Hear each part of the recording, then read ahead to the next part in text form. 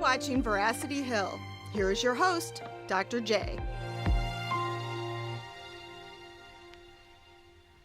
Well, a good day to you, and thanks for joining us here for another episode of Veracity Hill, where we are striving for truth on Vincent of Lerins. Was Vincent a Semi-Pelagian? That is the question we are asking ourselves in this series as we look at the Gallic monks, the so-called Semi-Pelagians from the 5th century of southern France, or back then it was called Roman Gaul.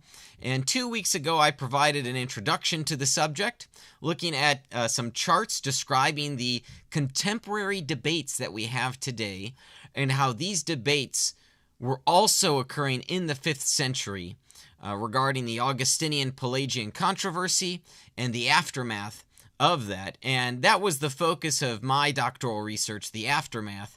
In particular, this group of monks that objected to Augustine's views. And in particular, I looked at these monks' view of original sin, which no one had really done before. And I really had a blast with my research. So I continue to share about it on Veracity Hill material or interviews on YouTube channels. But I wanted to put together a nice organized series asking this particular question: were the Gallic monks Semi-Pelagians? And my answer to that through the course of my study, and as I hope you'll see, is that no, they weren't. So last week we looked specifically at John Cassian, and I described who he was, where he lived, his journey throughout the Mediterranean, ultimately settling later in his life in Roman Gaul, founding 2 monasteries, and I described his works, and then we looked at some select passages from his writings to see if they aligned with what Semi-Pelagianism is.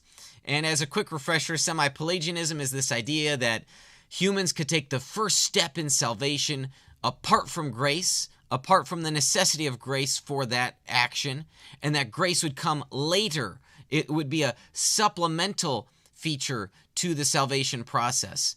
So is that what the Gallic monks believed? The answer to that is no. On today's episode, we're going to look in particular and specifically at Vincent of Lerins. So I hope you are ready. I hope you feel like you're going to go back to college, because this is a heavier PowerPoint this week. We've got more passages from Vincent. There's a more scholarly debate to look at with Vincent than Cassian.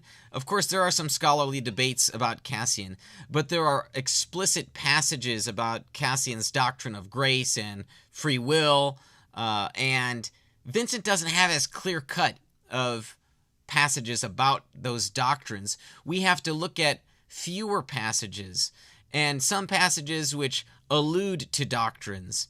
So we'll have to make some logical inferences, and some of the passages, actually most of the passages, we won't even be looking at in the interest of time. I've simply pulled together a few that we can survey to look at together. So let's start by looking at Vincent of Lerins, and I already see that Amber, she's one of our newer followers. She's pumped. She's ready to go. Thanks, Amber, for watching and joining us on today's live stream. So talking about Vincent of Lerins, let's do a quick recap of this advanced chart of theological models.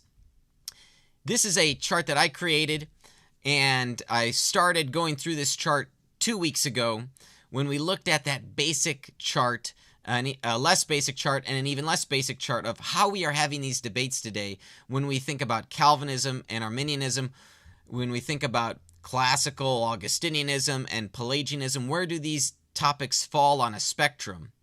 And where does Semi-Pelagianism fall on that very spectrum? And as we'll see, the Gallic monks aren't even playing this ball game of this spectrum of the exclusivity of nature and grace. What comes first? What comes second? The Gallic monks don't play that game, so they can't be placed on this spectrum. It's only when you assume your framework and you impose that framework upon the Gallic monks that you try to place them as Semi-Pelagians, but that's not fair to them and their writings and to their understanding of grace and free will and the relationship between the two.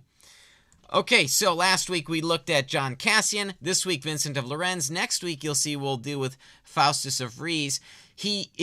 Faustus is the most explicit on doctrine. It's a formal treatise on the grace of God. That's what it's called. So he's full of doctrinal teachings. And the reason why most of you have probably never heard of him is because none of his works have been translated into English. But he presents the clearest expression of Gallic theology as far as a treatise, a proper theological treatise is concerned. Okay, Vincent of Lerins, let's first start with geographical context. You might say he's of Lerins. Where is Lerins? And what was that Roman Gaul again? I've mentioned it's modern-day France, in particular southern France. So I just did some Google Maps screenshotting to give us that geographical context. So you can see Italy, France, you see Switzerland, and even the northern part of Spain here on the slide. And if you're listening via podcast, you might want to consider hopping over to our YouTube channel so you can watch this video, so you can see these slides, as I will be going over some notes and quotes from Vincent that you might want to see and read yourself. So you see the little pin there. And then let's zoom in a bit. So we get a little closer. We see for the first time Marseille, where Cassian landed later in his life, over to the left. We still have that pin. And that pin, we're going to zoom in further. And you have here, begin to see two islands there, just off the coast of Cannes, where they have that film festival every year. And last but not least, we've got zoomed into that southern island, the second of the two. It's the smaller island off the coast there. And this is the island of Saint Honorat, where the Abbey of Lerins is located. And I had the distinct pleasure during my master's degree at King's College London. I was able to travel the European continent over the course of a couple weeks. And Michaela and I went to this island, and it was really neat, and it was a great experience. It would mean even more to me now that I studied Vincent in depth if I were to go again. But there you can see the Abbey, which is multiple buildings. It's not just a strict monastery. Mark, who's watching, he's trying to correct me on the pronunciation of Cannes. I'm pretty sure it's pronounced Cannes. He might say Can. We'll debate over that, Mark, the proper pronunciation. Okay, so Vincent of Lerins is perhaps the most famous individual to come out of the monastery at Lerins. The monastery's reputation in the academic literature includes the charge of Semi-Pelagianism, so it's commonly associated that when you think of the monastery there, you think of Semi-Pelagianism. But that is the straw man, the boogeyman, that I am trying to work to dispel within the academic literature. And thankfully, there's a growing consensus of scholars that the Gallic monks were not Semi-Pelagians. Nevertheless, there still is this continual reputation. So let's talk about the biographical details that we have of Vincent. So what is it that we can know about his life? So most of what we know comes from his work Commonitorium and from a later biographical sketch in the Illustrious Lives by Gennadius, who writes that Vincent was a native of Gaul. This is the sketch from Gennadius's 5th century work. Vincent, an ethnically Gallic priest, at the monastery on the Isle of Lerins, a man learned in the sacred writings and sufficiently instructed in the minutiae of ecclesiastical doctrines, composed an extremely robust argument in terms complete and clear enough for the avoidance of the guild of heretics, which, suppressing his own name, he called the Pilgrim's Book Against Heretics. When he lost the second and largest number of pages in his work, which was stolen by someone, he composed anew a reproduction of the sense of it in a few words and published it in a single book. He died during the reign of Theodosius and Valentinianus, and that is the sketch that we have from Gennadius about Vincent. So it's interesting, this Commonitorium, this work, again, written in 2 books, but the second book was stolen, so Vincent had to reduplicate, and he did so in fewer words. So it's a shame that that work has been lost to history. Now, his Commonitorium describes the worldly pursuits that Vincent had, and possibly military service.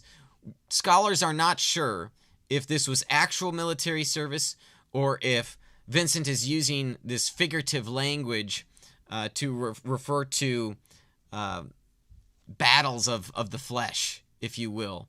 And so what does he mean there by military? Scholars generally agree that we're not certain what he means.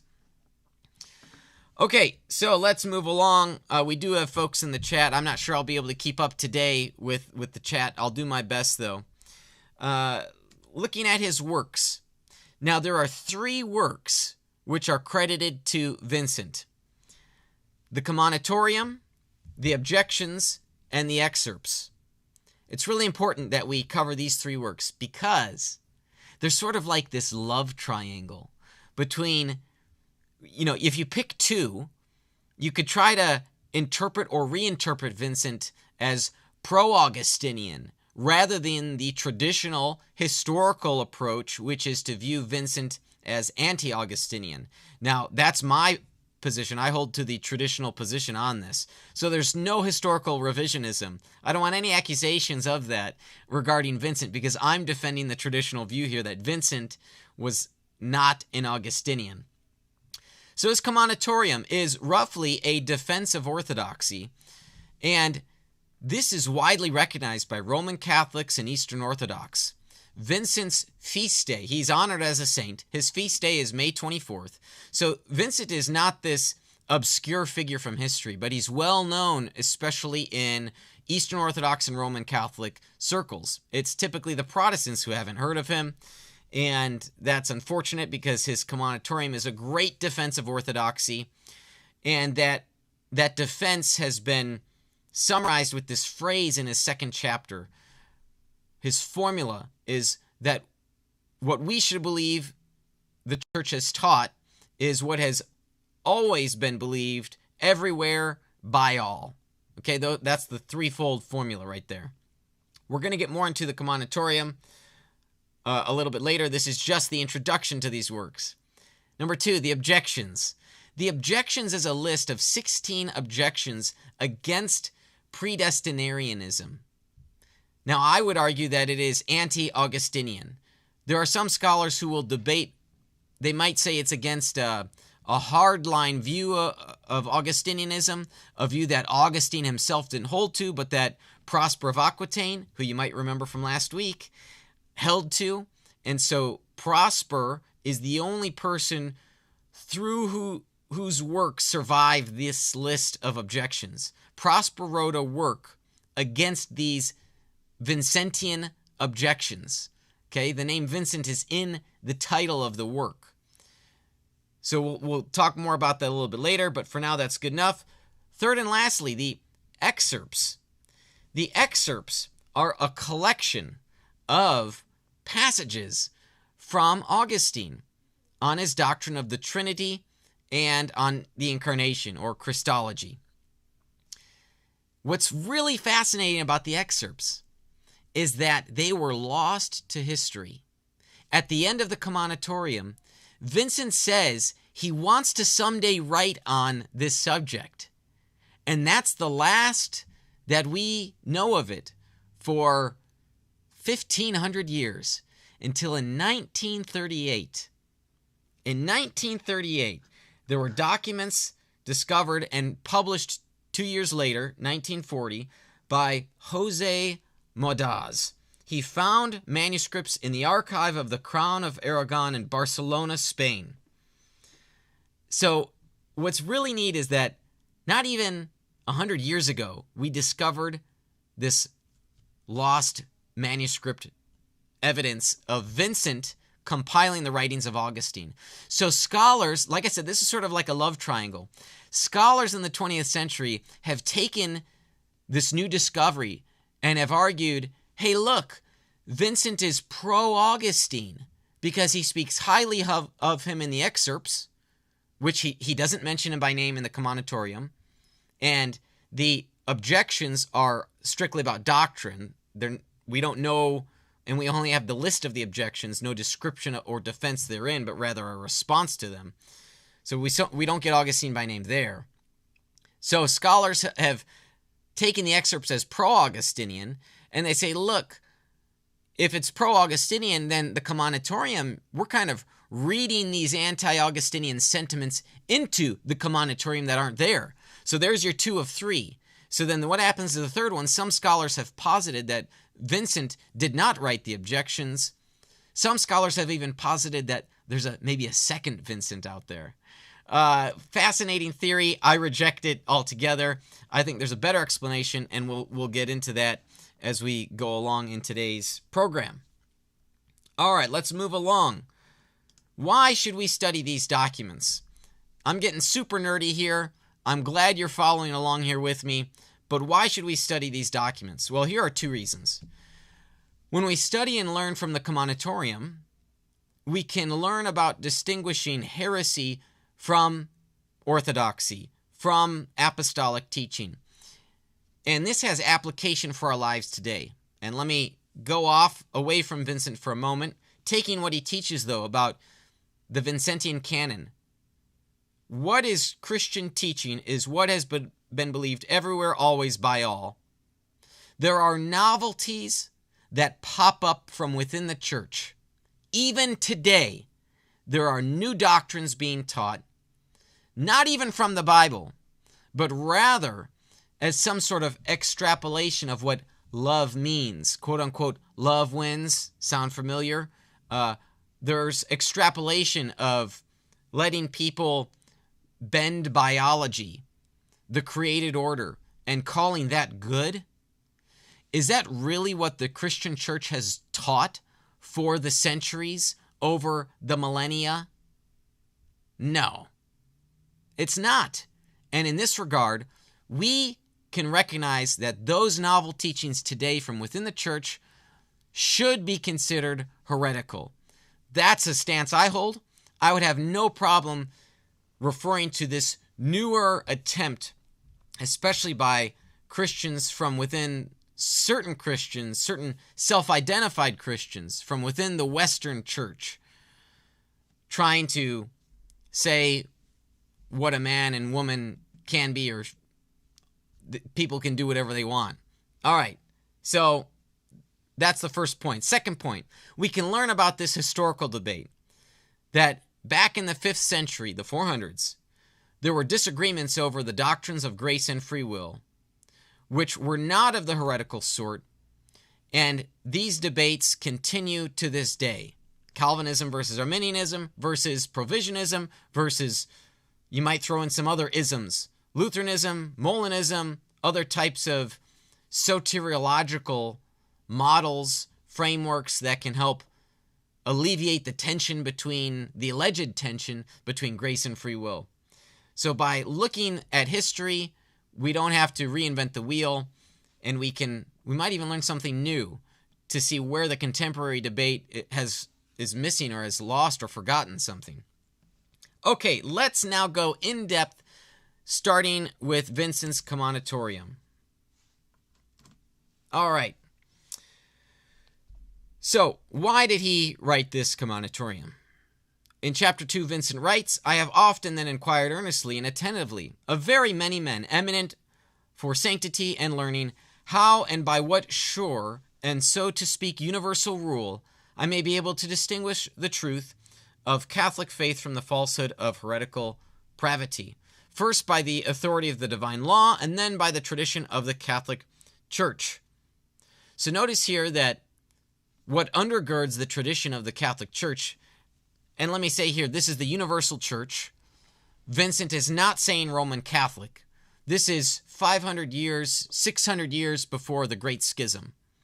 There is no Eastern church, there's no Western church at this time. Vincent is writing in Latin. There's a question here from Amber about what language. So here he's writing in Latin, and so some of the English translations might be a bit rigid for folks. What I would recommend, if you really wanted to understand, is go study some Latin, and then you could read Vincent in the primary language. Okay, so now the traditional view of the Commonitorium, again, the traditional view, is that this is a Anti-Augustinian work. One of the most highly esteemed and respected scholars of historical theology is Jaroslav Pelikan. No relation to Kurt Jaris, even though it starts Jaroslav. He says that the immediate purpose of this treatise seems to have been to attack the predestinarianism of Augustine. Now, I would disagree with Pelikan's claim about the immediate purpose, because what I see the Commonitorium being is a broader argument against heresy and novelty, under which predestinarianism would also fall. So I wouldn't say it's the immediate purpose, but rather it does accomplish, I would argue it does accomplish that purpose, and I'll defend my position on that momentarily. So here's this famous Vincentian canon. Moreover, in the Catholic Church itself, all possible care must be taken, that we hold that faith which has been believed everywhere, always, by all. We shall follow universality if we confess that one faith to be true, which the whole Church throughout the world confesses. Antiquity, if we in no wise depart from those interpretations which it is manifest were notoriously held by our holy ancestors and fathers. Consent, in like manner, if in antiquity itself we adhere to the consentient definitions and determinations of all, or at the least of almost all priests and doctors. So this is the Vincentian canon. So if you're ever wondering, hey, what is it that Christians have believed? That's the formula you should think about. Universality, antiquity, and consent. Okay, now in the Commonitorium, so that's the broad argument. That's what I'll call the broad argument against heresy, the broad argument against novelty. Now within the Commonitorium, there are a few select passages. We're going to go over just 3, possibly 4, to look at Vincent's Anti-Pelagian and Anti-Augustinian sentiments. Chapter 24. For whoever before that profane Pelagius attributed so much antecedent strength to free will as to deny the necessity of God's grace to aid it towards good in every single act. Observe here, he is explicitly anti-Pelagian. Again, people don't want to be associated with heretics. Vincent would never have accepted this semi-heretic label of semi-Pelagianism. There's another passage where he talks about Pelagius, and I wanted to bring it up here because it's a bit provocative and sort of fierce, classical of fathers to speak this way. This is from chapter 9. He describes the Pelagian heresy this way: as an ephemeral, moribund set of frogs, fleas, and flies, such as the Pelagians. So you can see here he was not sympathetic to Pelagianism or the Pelagians. Now, we have a few select passages as well that lend themselves to the belief that Vincent was not an Augustinian. As I said earlier, the Commonitorium does not mention Augustine by name. So it's not a direct attack, but we can see here that there are these associations of predestinarian doctrine. Now, people believe in predestination, the doctrine of predestination. Historical theologians have a way of referring to this smaller debate as predestinarianism. Slightly different term, means the same thing, but for some reason, this is the preferred term of scholars, predestinarianism, referring to certain people who disagreed with it. Chapter 24, Vincent writes of Simon Magus. Now, when you study heresies in church history, it is so common for church fathers to refer to a certain type of heretic they have in mind as coming from, being in the lineage of, a descendant of Simon Magus. He's deemed this sort of father of heretics. It's sort of like an archetype. So he talks about, this archetypal figure who dared to say, this is from the book of Acts. He's from the book of Acts, mind you. That's why he's sort of seen as the father of heresies or the father of heretics. So the guy in the book of Acts doesn't say this, but Vincent is crediting to someone that he knows of, who dared to say that God the Creator is the author of evil, that is, of our wickedness, impieties, flagitiousness, inasmuch as he asserts that he created with his own hands a human nature of such a description, that of its own motion, and by the impulse of its necessity-constrained will, it can do nothing else, can will nothing else but sin. Sound familiar? Calvinism. Seeing that tossed to and fro and set on fire by the furies of all sorts of vices, it is hurried away by unquenchable lust into the utmost extremes of baseness.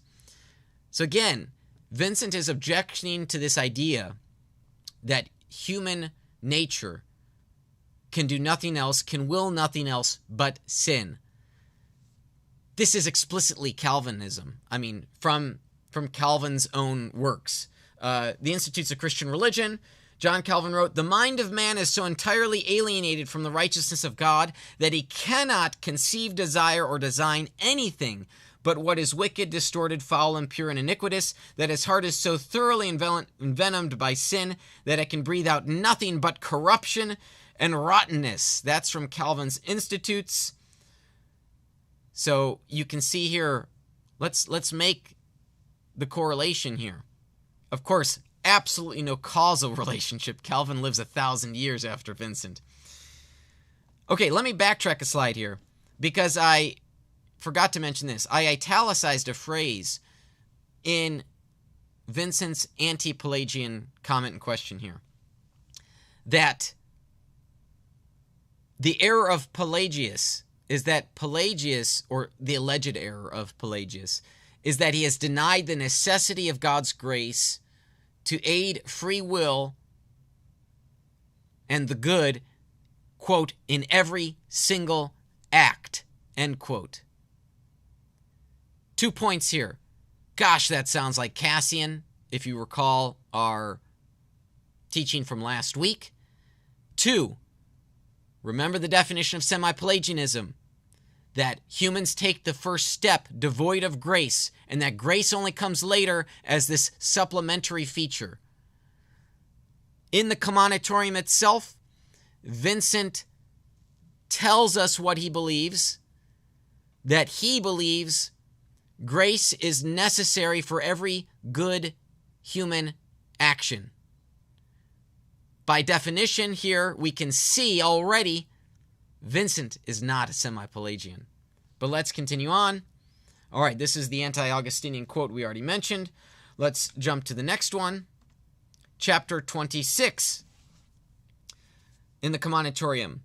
"For they dare to teach and promise that in their church, that is, in the conventicle of their communion, there is a certain great and special and altogether personal grace of God," regenerative grace, "so that whosoever pertain to their number, without any labor, without any effort, without any industry, even though they neither ask nor seek nor knock," sounds like regenerative grace, what the Calvinists would describe as regenerative grace, what Augustine in his later works describe, and what would later be called regenerative grace, which is a grace that occurs prior to the human will doing any good, because the human will can't do any good. Vincent is describing this later Augustinian doctrine. "So they have such a dispensation from God that borne up by angel hands, that is, preserved by the protection of angels, it is impossible they should ever dash their feet against a stone," that is, that they should ever be offended. So you see this description of a type of special personal grace that the individuals receive, and that whosoever pertain to their number, without having to have participated in the act, right? He's describing a monergistic work of God, a monergistic work of God here. And Vincent is arguing that this is a novelty. This is not what the church has taught. Now, some scholars have fully recognized this passage as being anti-Augustinian. For example, one of them, Cooper Marsden, argues It's surely extreme predestinarianism that is here meant, for never previously had this doctrine been taught in such shape as now by any responsible teacher. So that comes from a work called The History of the Island of Lerins. I disagree with Cooper Marsden that it's not an extreme predestinarian. This is the later Augustine's work. We know that the Gallic monks used Augustine's earlier writings against him in their discussions and arguments against Prosper. So I have no problem thinking that this is Vincent's polite, respectful way of objecting to later Augustinianism. All right, let's go to the second work that we have, the Vincentian Objections. I see we have a follower here commenting on YouTube. We've got St. Vincent is echoing the Greek predecessors. Compare Justin Martyr, Irenaeus, Chrysostom. Yes, I fully agree here. Great insight.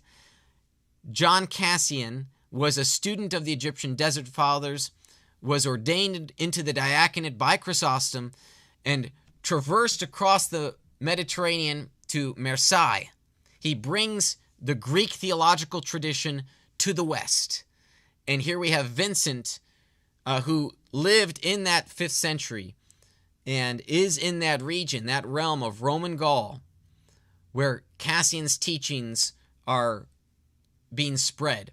So there, I believe there is this connection. I've already given one connection here. You have some other connections you see in the Commonitorium itself that connect to Cassian's teaching. So the one connection I made was that the necessity of grace for every single act. You see that teaching in Cassian's writings. Okay, the Vincentian Objections. These are 16 objections, and they only survive to us in the writings of Prosper. So the name Vincent appears in the title of the work. So it's only recently that some scholars, present-day scholars, have questioned the authorship of the objections, the Objectiones. And they've only done so because of this discovery of the Excerpta. Now, I think there's great reasons for thinking Vincent actually wrote this. He's again, not only is his name in the title, but he's in the right time period. He is a contemporary of Prosper. He's in the right place. He's in Roman Gaul. He's in that right place that Prosper finds himself encountering anti-Augustinian sentiments. Prosper, being the loyal Augustinian that he is, needs to respond. And so he writes multiple works in defense of Augustine. So Vincent's there, right time, right place. And again, we've got a great contextual argument here that Vincent is the author of the objections. Now you might say, well, what are the 16 objections? Okay, great question. Let's review them.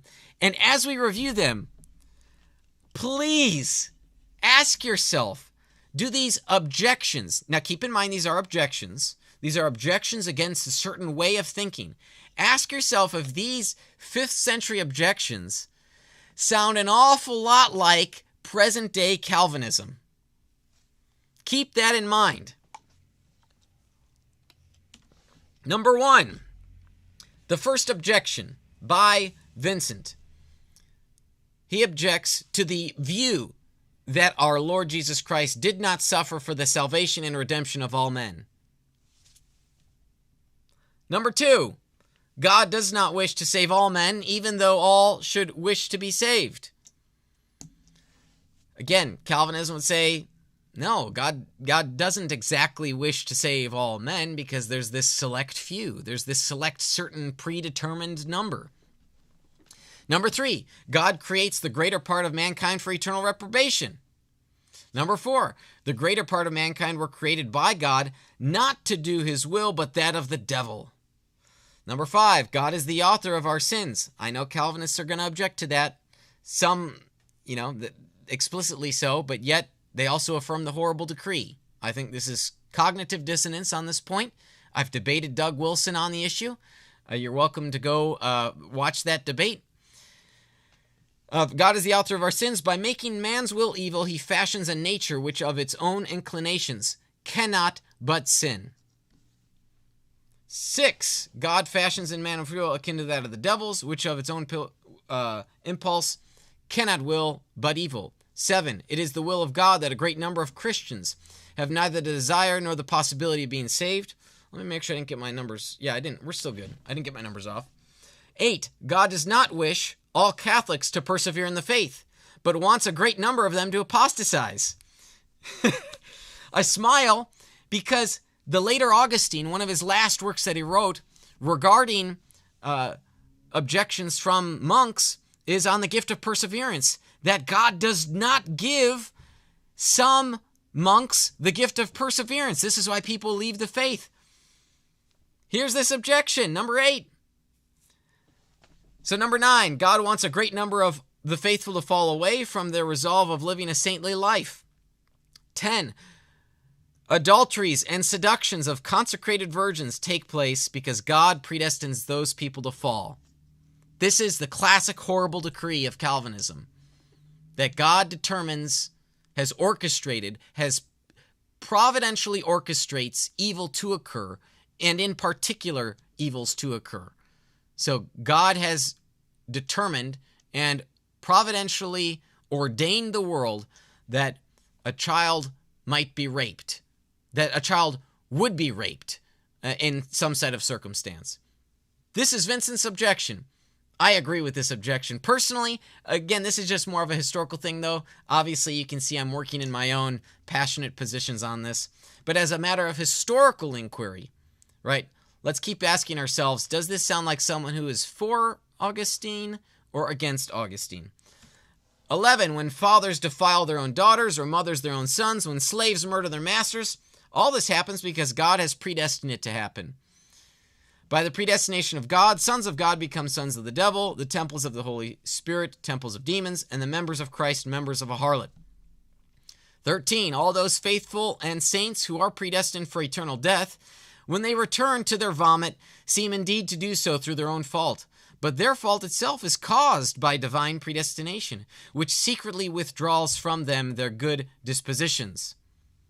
Before I get to the final 3, you might see how someone like me, who's interested in the Calvinism-Arminianism debate today, would be fascinated with these 5th century objections. Why are all of the Arminians spending their time in medieval thought when they could go even earlier to find Vincent of Lerins fighting the cause against this later Augustinianism, which emphasizes the sovereignty of God at the expense of God's creative grace in nature, God's creation of the human free will? I think Arminians would be better suited to look at Vincent of Lerins and John Cassian for a contra-Calvinist perspective.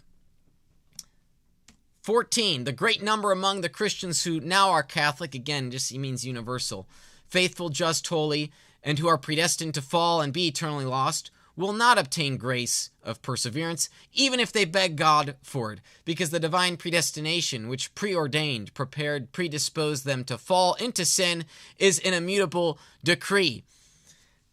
Come on, folks, if you love the Calvinism debate, this has to be of interest to you, that there's someone in the 5th century presenting these objections to later Augustine. All right, 2 more to go.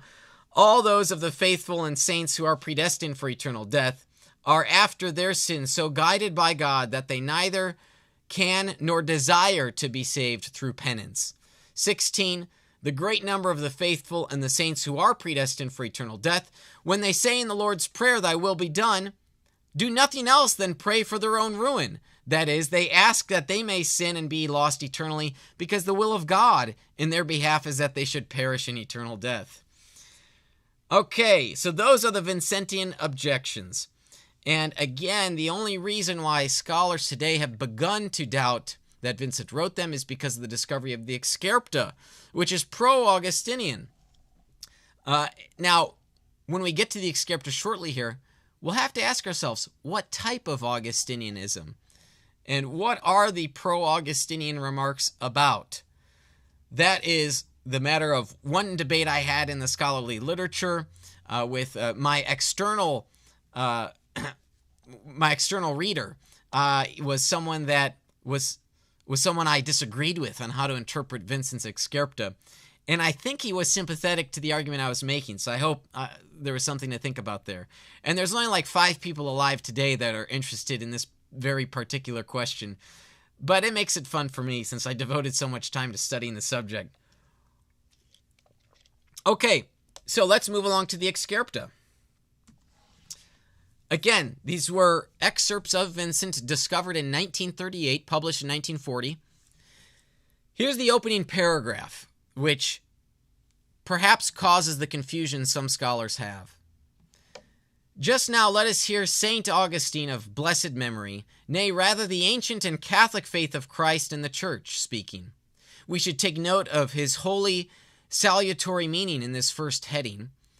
For since there are 2 foundations on which the Catholic faith rests, the divine or canonical authority and that of the Catholic Fathers, that is, church tradition, he took care to commend them both equally right away in the beginning of his works, which he wrote on the unity and equality of the Holy Trinity.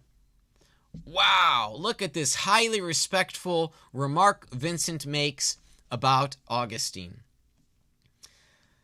So, this has led some scholars to think, hey, Vincent was not anti-Augustinian. He's for Augustine.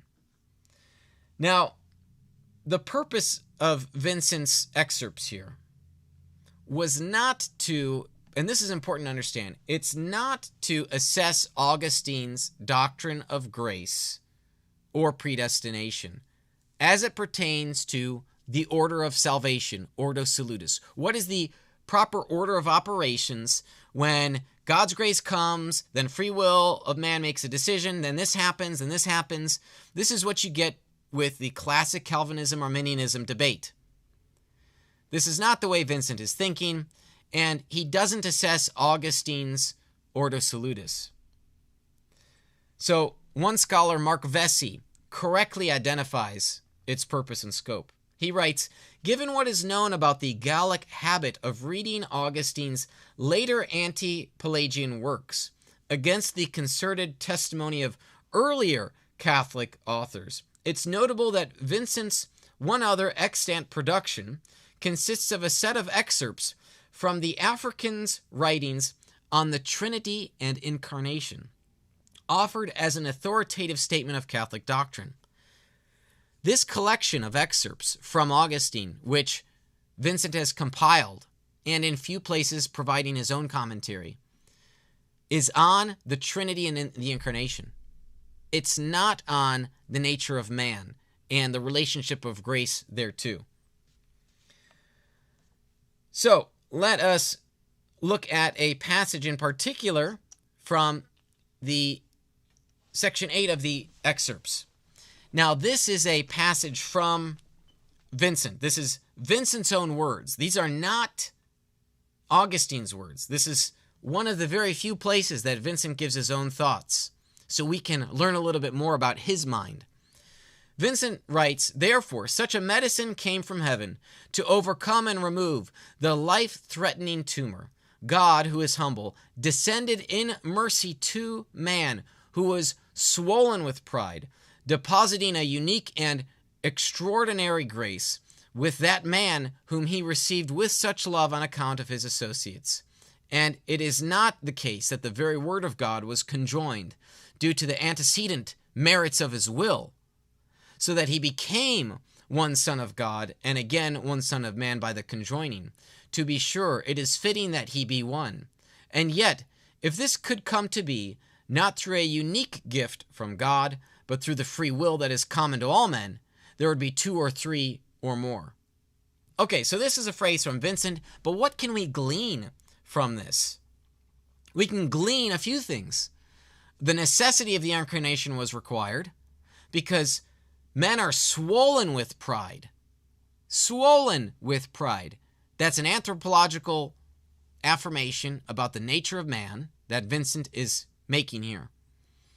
So, he also says there's this implication that man does have free will, right? But not through the free will that is common to all men. So he's implying there's free will that's common to all men. But that free will is not good enough to attain salvation. because otherwise there would be 2 or 3 or more types of saviors. So again, you have this anti-Pelagian position that you see in this work. Now, I didn't create a slide on further detailing Vincent's engagement with Augustine here, because I do want to talk about it briefly. The reason why Vincent is making a collection of excerpts about the Trinity and the incarnation of Christ from Augustine is he's cutting and pasting from Augustine's works. And he does so even in one document that Augustine writes in response to the Gallic monks, in response to Prosper's letter. So the predestination of the saints, Vincent here in the Excerpta draws many passages from that work. In that work on the predestination of the saints, Augustine creates this argument comparing and contrasting Christ's election to the election of individuals. This occurs especially in the earlier chapters of on the predestination of the saints.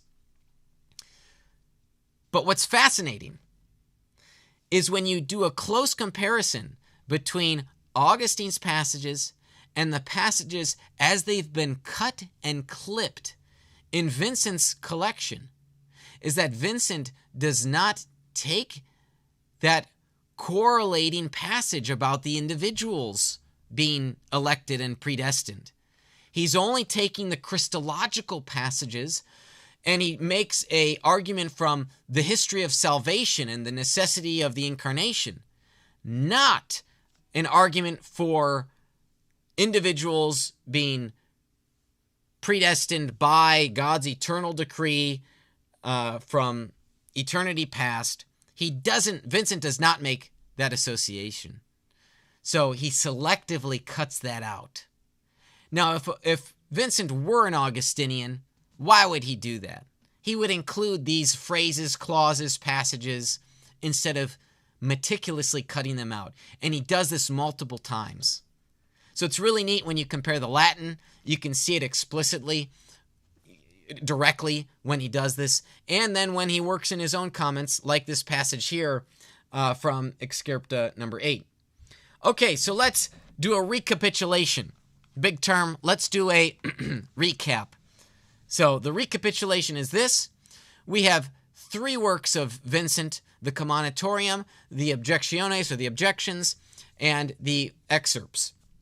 And there's this fascinating love triangle that occurs. You select 2 or 3. That affects how you interpret whether Vincent was anti-Augustinian or pro-Augustinian. Again, some contemporary scholars argue he is pro-Augustine.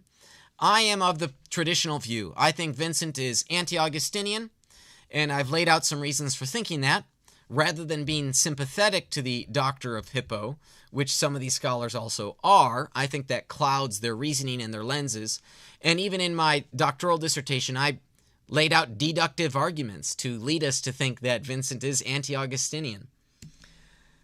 So that's the recap. Let us look over the chart, the advanced chart of theological models again, as we review here. Again, I place Vincent on a different chart than where I would place Augustine or Pelagius or Arminians and Calvinists or Semi-Pelagians. The Gallic monks are playing a different ball game. They are on their own spectrum. They are above this false dichotomy, pitting nature against grace. They hold to the concurrence of nature and grace, that the grace of God works with the free will of men, such that grace is necessary for every good act humans do. You see this in Cassian, you see it in Vincent. So that's why I would place Vincent in the Gallic position, or what we might also call early Augustinianism. So, in conclusion, was Vincent of Lerins a Semi-Pelagian? 5 reasons for thinking not. 1. He makes broad arguments against heresy and novelty in the Commonitorium, and he draws out a few remarks that are about this predestinarianism, that are either heretical or a novelty and thus should be rejected. 3, the objections are explicitly of an anti-Augustinian doctrine. Now again, Augustine's not mentioned by name, but I read for you the 16 objections. And golly, they sound an awful lot like the later Augustinian, the later Augustinian doctrine that would 1,000 years later find itself in even more fully developed form under John Calvin. 4, the excerpts cut out Augustinian order of salvation, the order salutis. So that's a fascinating observation we can see. Number 5, there are select comments which are contrary to Semi-Pelagian doctrine, such as the necessity of grace for every good act. That is contrary to Semi-Pelagianism. Given these 5 points, we see that Vincent is anti-Augustinian, but also that he is would be anti-Semi-Pelagian. So the answer is no, Vincent was not a Semi-Pelagian. Okay, that's it. I know it was a lot. I've appreciated those who have been sticking with me, and I see a few comments here. Philosophical Dad writes, I have to wait for this to end so I can start from the beginning. Well, thanks for watching. I'm glad that this is of value to you. And if you're listening to this afterward on podcast or you're watching the video on our YouTube channel, if this has been of value to you, would you consider becoming one of my partners here at Veracity Hill? It's because of the generous support of folks like yourself who become monthly partners that can help Veracity Hill to grow and become sustainable. Amounts of any, especially on a monthly basis, are especially welcomed, and I'm very grateful for the support of existing patrons. And I'm also grateful for the partnerships that we have with our sponsors, Defenders Media, Apologetics 315, and Rethinking Hell. Now, next week we're going to be looking at the last Gallic monk, Faustus of Fries. And I hope you'll join me for next week, because Faustus is the most explicit, clear in terms of theological language with his De Gratia work. So we'll be looking at his passages, his explicit beliefs about grace and free will, and about following that middle path. And that if we fall off of the middle path or the royal way, we commit the error of one side or the other. And that sounds an awful lot like, in his context, Augustinianism and Pelagianism, and that it's important to follow the middle path. So I hope that this series on the Gallic monks is continuing to benefit you, and that you might be learning something new about how we might think about the doctrines of grace and free will, and how we can maybe even go back to the Bible and see what Paul meant. And if he's not so clear, if the comments of Paul on these doctrines, for example, in the book of Romans, are not clear about that relationship, perhaps there's another way of understanding them than what the Calvinists or the Arminians would like to have you believe. So I think that the teachings here of the Gallic monks are compatible with a Christian model of salvation. And even though I find myself not agreeing with them on everything, I've certainly found that I've learned quite a bit from them, and I hope you will too, as you consider even reading these primary sources. All right, well, again, thanks for joining me on the program today. Grateful for the support of folks who support us each month and the partnerships that we have with our sponsors. And I hope you'll join me next week as we look at Faustus of Fries. But I hope that you've enjoyed this week as we have done our best in striving for truth on Vincent of Lerins. This has been Veracity Hill, a viewer and listener supported program. For more resources, including past shows, visit veracityhill.com.